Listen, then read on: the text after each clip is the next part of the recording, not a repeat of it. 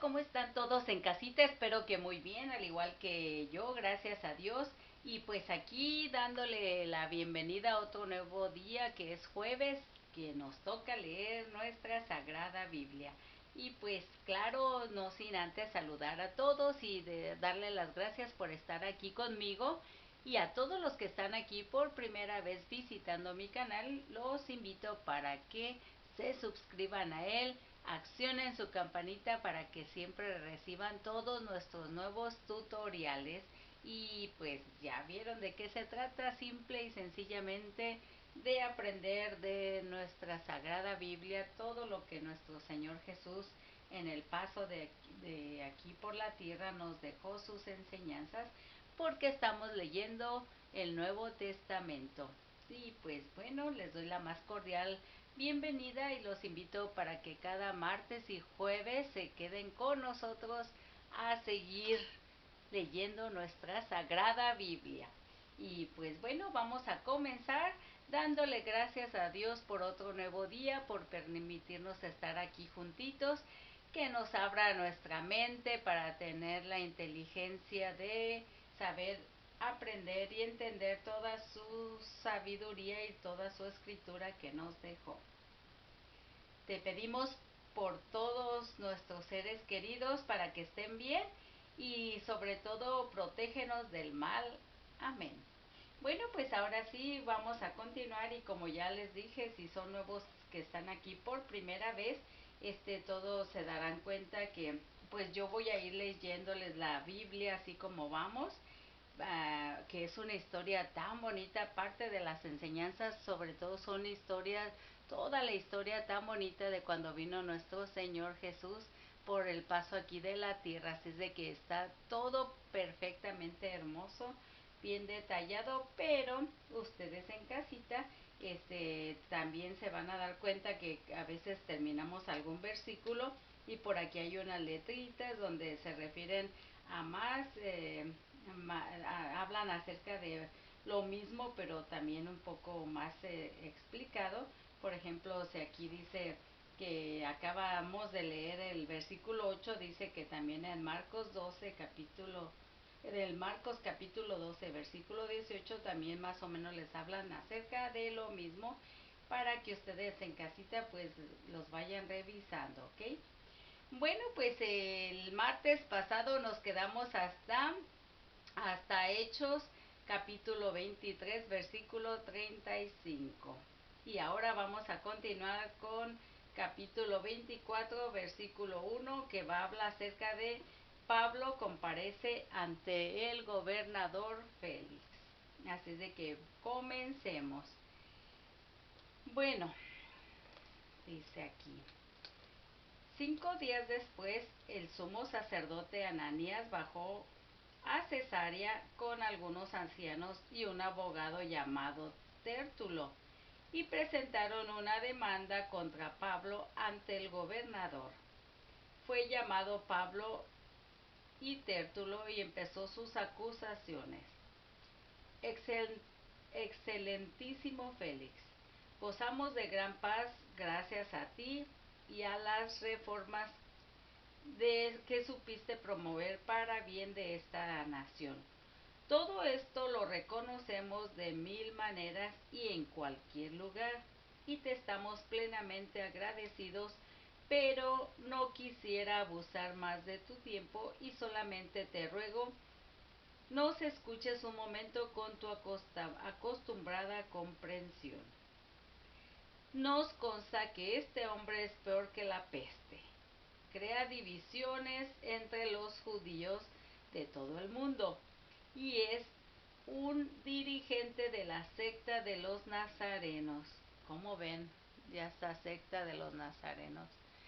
Bueno, continuemos. Incluso intentaba profanar el templo cuando lo tomamos preso. Queríamos juzgarlo según nuestra ley, pero el comandante Lisias intervino en forma muy violenta y nos obligó a soltarlo. Luego declaró que sus acusadores tenían que presentarse ante ti si tú lo interrogabas, y podrías comprobar todas las cosas de lo que lo acusamos. Los judíos lo apoyaron afirmando que realmente las cosas eran así. Entonces el gobernador dio la palabra a Pablo, que contestó: sé que has admirado esta nación durante muchos años, y esto me hace sentir muy confiado para exponer mi defensa. Tú mismo podrás comprobar que no hace más de 12 días que subí a Jerusalén en peregrinación, y que nadie me sorprendió discutiendo en el templo o alborotando la gente, ni en las sinagogas ni en la ciudad, de modo que no pueden probar los cargos de que ahora me acusan. Pero sí admito ante ti que sirvo al Dios de nuestros padres según nuestro camino, que ellos llaman secta. Creo en todo lo que está escrito en la ley y los profetas, y espero de Dios como ellos mismos esperan la resurrección de los muertos, tanto de los justos como de los pecadores. Por eso yo también me esfuerzo por tener siempre la conciencia limpia ante Dios y ante los hombres. Después de muchos años he vuelto a traer ayuda a los de mi nación y a ofrecer sacrificios, y esta es la razón por la que me encontraron en el templo. Me había purificado según la ley y no había aglomeración de gente ni tumulto. Todo empezó por causa de unos judíos de Asia que hoy deberían estar aquí para acusarme, si es que tienen algo contra mí. Que los aquí presentes digan qué crimen hallaron en mí cuando comparecí ante Sanedrín, a no ser esto que dije en voz alta ante ellos: yo soy juzgado hoy por ustedes a causa de la resurrección de los muertos. Félix, que estaba bien informado sobre el camino, postergó el caso con estas palabras: cuando baje el comandante Lisias, revolveré este caso. Y dio instrucciones al oficial para que vigilara a Pablo, pero dejándole cierta libertad, sin impedir a los suyos que lo atendieran. Algunos días después vino Félix con su esposa Drusila, que era judía, y mandó llamar a Pablo y lo dejó hablar de la fe de Cristo. Pero cuando habló de la justicia, del dominio de los instintos y del juicio futuro, Félix se asustó y le dijo: por ahora puedes irte, te llamaré en otra oportunidad. Y Félix tenía esperanza de que Pablo le ofreciese dinero, y por eso lo llamaban a menudo para conversar con él. Pasaron así 2 años, y entonces Félix fue reemplazado por Porcio Festo, y como quería quedar bien con los judíos, dejó a Pablo preso. ¿Cómo ven? Ay. Bueno, continuemos. Ahora sigue el capítulo 25, versículo 1, que habla acerca del juicio ante el gobernador Festo. 3 días después de su llegada a la provincia, Festo subió de Cesarea a Jerusalén. Ahí los jefes de los sacerdotes y las autoridades de los judíos volvieron a acusar a Pablo e insistieron y pidieron a Festo como un favor que lo trajera a Jerusalén, pues ellos todavía planeaban matarlo en el camino. Y Festo les respondió que Pablo estaba bajo custodia en Cesarea y que él volvería muy pronto allá. Los que entre ustedes tienen más autoridad, les dijo, bajen conmigo a Cesarea, y si ese hombre hizo algo condenable, presentarán sus acusaciones. Y Festo no permaneció en Jerusalén más, más de 8 o 10 días y luego volvió a Cesarea. Y al día siguiente se enteró en el tribunal y al día siguiente se sentó en el tribunal y mandó llamar a Pablo, y apenas se presentó, los judíos que habían bajado de Jerusalén lo acusaron con numerosas y graves acusaciones, pero no podían probar lo que alegaban. Y Pablo se defendió diciendo: yo no he cometido ninguna falta contra la ley de los judíos, ni contra el templo, ni contra el César. Y entonces Festo, que dijo ganarse la amistad de los judíos, preguntó a Pablo: si soy yo el que te va a juzgar, ¿quieres subir a Jerusalén? Y Pablo contestó: estoy ante el tribunal del César y ahí debo de ser juzgado. No he hecho ningún mal a los judíos, como tú muy bien sabes, y si he cometido algún delito que merezca la muerte, acepto morir. Pero si no he hecho nada de lo que me acusan, nadie tiene derecho a entregarme a ellos. Apeló al César. Entonces Festo, después de hablar con su consejo, decidió: has apelado al César y al César irás. Y transcurridos algunos días, llegaron a Cesarea el rey Agripa y su hermana Berenice para saludar a Festo. Permanecieron ahí algún tiempo y Festo expuso al rey el caso de Pablo, diciéndole: tenemos aquí a un hombre que Félix dejó preso cuando estuve en Jerusalén, y los jefes de los sacerdotes y los ancianos de los judíos presentaron quejas, y él me pidió,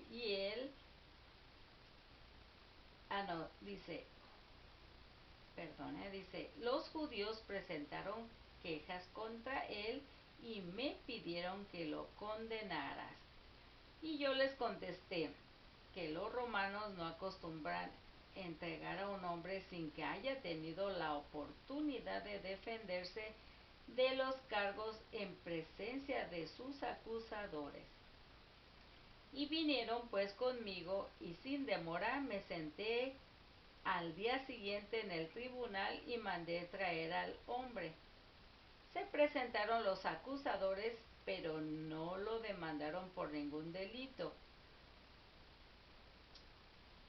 No lo demandaron por ninguno de los delitos que yo sospechaba. Solo tenían contra él cuestiones referentes a sus creencias y a un cierto Jesús ya muerto, de quien Pablo afirma que vive. Como yo me perdía en esos asuntos, le pregunté si quería ir a Jerusalén para ser juzgado ahí y sobre esas cosas. Pero Pablo apeló y pidió que el sumario lo hiciera el tribunal del emperador. Entonces ordené que lo mantuvieran bajo custodia hasta que pueda enviarlo al César. Agripa le dijo: me gustaría escuchar a ese hombre. Y Festo le contestó: mañana lo oirás. Al día siguiente llegaron Agripa y Berenice con gran pompa y entraron en la sala de la audiencia acompañados por los jefes militares y las autoridades de la ciudad. Y Festo ordenó que trajeran a Pablo y dijo: Rey Agripa, y todos los presentes aquí tienen al hombre contra quien toda la comunidad de los judíos ha venido a reclamarme tanto en Jerusalén como aquí, pidiendo a gritos que no lo dejara con vida. Yo, por mi parte, me convencí de que no había hecho nada digno de muerte, y como él mismo apela al emperador, decidí enviárselo. Pero todavía no tengo nada seguro para escribir a nuestro soberano respecto a él, y por eso lo presento aquí ante ustedes, y especialmente ante ti, Rey Agripa, para que pueda escribir algo cuando se esclarezca un poco más las cosas, porque me parece absurdo enviar a un detenido sin señalar los cargos en su contra. Y pues bueno, pues ahora el capítulo 26, versículo 1 habla acerca de que Pablo da testimonio ante el rey Agripa. Veamos de qué se trata. Agripa dijo a Pablo: ¿puedes hablar en tu defensa? Y entonces Pablo extendió su mano y empezó a hablar así: Rey Agripa, me siento afortunado de poderme entender hoy ante ti todo lo que me reprochan los judíos. Pues tú conoces perfectamente sus costumbres y las discusiones propias de ellos. Por eso te ruego tengas la bondad de escucharme. Todos los judíos saben cómo he vivido desde mi juventud, tanto en la comunidad judía como en Jerusalén, y me han visto tan cerca que, si quisieran, podrían testificar que he vivido como un fariseo en la secta más rigurosa de nuestra religión. Y si ahora soy aquí procesado, es por esperar la promesa hecha por Dios a nuestros padres. De hecho, el culto perpetuo que nuestras 12 tribus rinden a Dios noche y día, y no tiene otro propósito que el de alcanzar esta promesa por esta esperanza. Oh Rey, me acusan los judíos, pero ¿qué no quieren ustedes creer que Dios resucita a los muertos? Yo mismo al principio consideré que ese era mi deber, usar todos los medios para combatir el nombre de Jesús el Nazareno.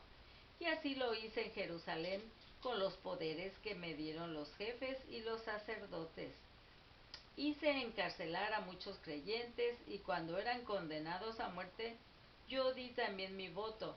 Recorría las sinagogas y multiplicaba los castigos para obligarlos a renegar de su fe. Y tal era mi furor contra ellos que los perseguía hasta fuera de nuestras fronteras. Con este propósito iba a Damasco con plenos poderes y por encargo de los jefes de los sacerdotes. En el camino, oh rey, a esto del mediodía vi una luz que venía del cielo, más resplandeciente que el sol, que nos deslumbró a mí y a los que me acompañaban. Todos caímos al suelo, y yo oí una voz que me decía en hebreo: Saulo, Saulo, ¿por qué me persigues? ¿En vano pataleas contra el aguijón? Y yo dije: ¿quién eres, Señor? Y el Señor dijo: yo soy Jesús, a quien tú persigues. Ahora levántate y ponte en pie. Me he manifestado a ti para hacerte servidor y testigo de lo que has visto de mí y de lo que te mostraré más adelante. Yo te protegeré tanto de tu pueblo como de los paganos a quien te envío. Tú les abrirás los ojos para que se conviertan de las tinieblas a la luz y del poder de Satanás a Dios. Creyendo en mí, se les perdonarán los pecados y compartirán la herencia de los santos. Fíjense qué bonito, ¿no? Imagínense qué gran oportunidad que se le haya aparecido a él. Qué gran experiencia, ¿verdad?, tuvo Pablo. Bueno, sigamos leyendo. Yo, Rey Agripa, no rechacé esta visión celestial. Muy por el contrario, empecé a predicar primero a la gente de Damasco, luego en Jerusalén y en el país de los judíos, y por último en las naciones paganas. y les pedía que se arrepintieran y se convirtieran a Dios, mostrando en adelante los frutos de una verdadera conversión. Por cumplir esta misión, los judíos me detuvieron en el templo y trataron de matarme, pero con la ayuda de Dios seguí dando mi testimonio a grandes y pequeños hasta el día de hoy. En ningún momento me aparto de lo que Moisés y los profetas dijeron de antemano, que el Mesías tenía que morir, que sería el primero en resucitar de entre los muertos y después anunciaría la luz tanto a su pueblo como a las demás naciones. Al llegar Pablo a este punto de su defensa, Festo exclamó con voz muy alta: «Pablo, tú estás loco.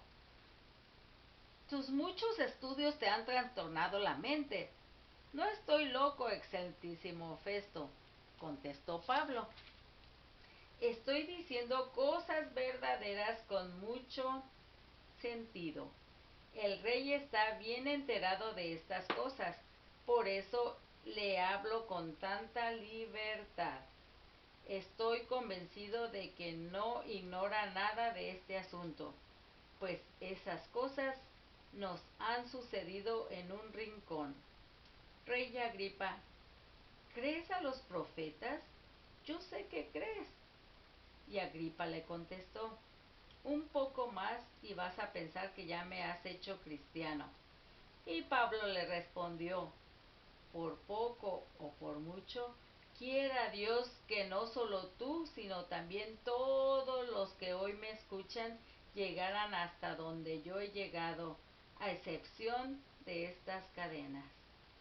Y en ese momento el rey se levantó y con el gobernador Berenice y todos los asistentes, mientras se retiraban, conversaban entre sí y decían: «Este no es hombre para hacer cosas que merezcan la muerte o la cárcel».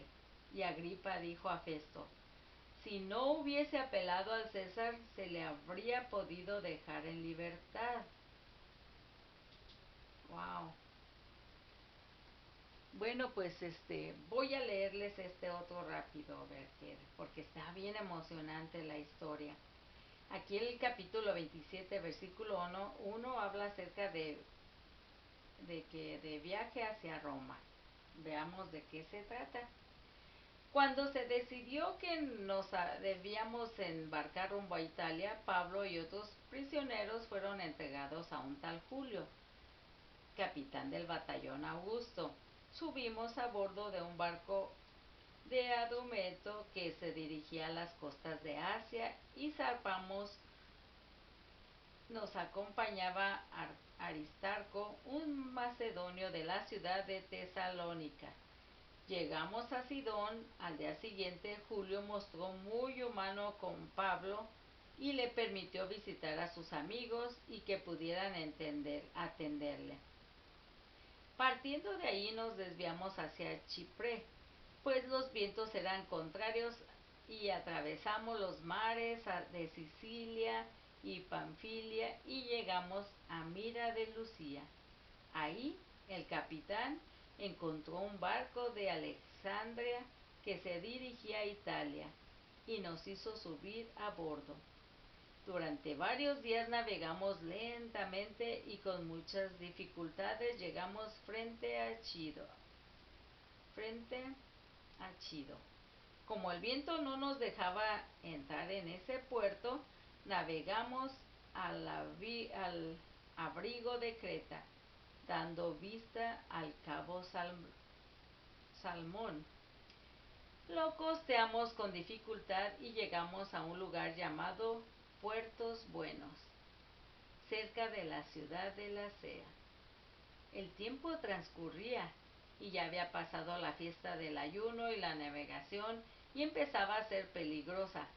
Entonces Pablo les dijo: «Amigos, yo veo que la travesía es muy arriesgada y vamos a perder no solo la carga de la nave, sino también nuestras vidas». Pero el oficial romano confiaba más en el piloto y en el patrón del barco que en las palabras de Pablo. Y como además este puerto era poco apropiado para pasar el invierno, la mayoría acordó partir esperando alcanzar con un poco de suerte el puerto de Fénix, que estaba abierto hacia el suroeste y al noroeste, y donde pensaban pasar el invierno. Y ahora este versículo 13 habla acerca de la tempestad y naufragio. Híjole, de seguro se han de haber volteado en el barco, veamos. Comenzó entonces a soplar un ligero viento del sur y pensaron que lograrían su objetivo. Levantaron anclas y costearon la isla de Creta. Pero poco después la isla fue barrida por un viento huracanado que llaman Euracalión. El barco fue arrastrado y no se logró hacer frente al viento, de manera que nos quedamos a la deriva. Mientras pasábamos el abrigo de una pequeña isla llamada Cauda, logramos con mucho esfuerzo recuperar el bote salvavidas. Y una vez subido a bordo, hubo que asegurar el casco ciñéndolo por debajo con cables. Y ante el peligro de encallar en las arenas del Sirte, soltaron el ancla flotante y nos dejamos arrastrar.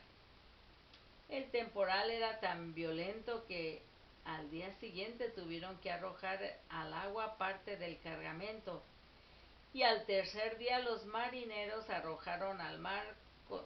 Al tercer día los marineros arrojaron al mar con sus propias manos también el aparejo del barco.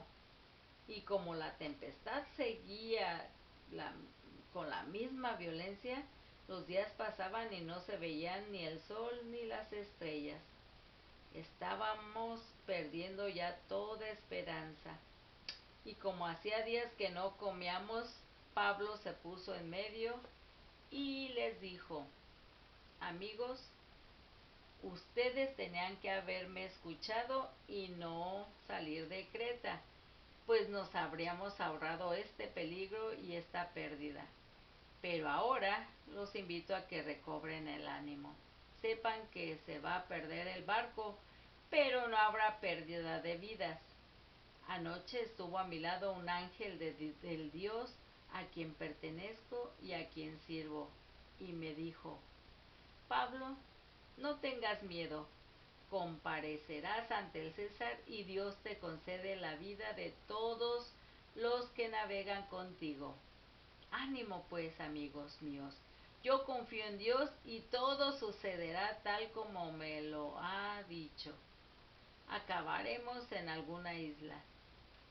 Y hacía ya 14 noches que éramos arrastrados a la deriva por el mar Adriático, y cuando hacía la medianoche los marineros presintieron la proximidad de tierra y midieron la profundidad del agua, y era de 37 metros. Poco después la midieron de nuevo y era de 27 metros. Y temerosos de que fuéramos a chocar contra unas rocas, tiraron 4 anclas desde la popa y esperaron ansiosamente a que amaneciera. En cierto momento los marineros intentaron huir del barco y bajaban el bote salvavidas al mar como si quisieran alargar los cables de las anclas del proa. Pero Pablo dijo al capitán y a los soldados: si esos hombres abandonan el barco, ustedes no se salvarán. Entonces los soldados cortaron las amarras del bote y lo dejaron caer al agua.